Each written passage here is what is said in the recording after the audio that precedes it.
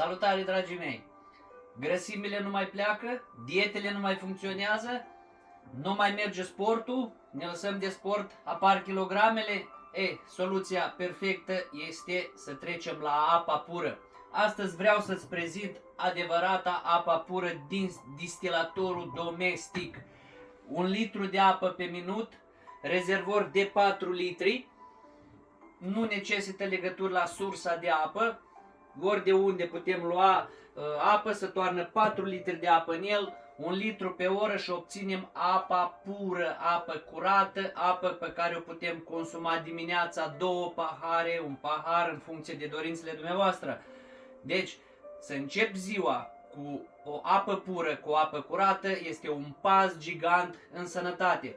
Dacă dorești să ai acest distilator acasă, dacă ești locuitor a orașului Chișinău, vin personal și o să ți-l aduc și o să-l testăm împreună. Nu voi veni la tine acasă să ți-l las și să plec. O să-l testăm împreună, o să vedem împreună despre ce este vorba. Nu plec până nu o să vezi tu cu ochii tăi cât de apă pură și gustoasă iesă.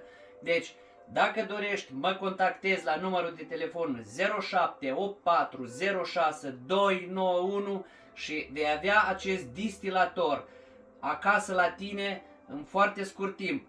Apă pură la tine acasă. Pe curând!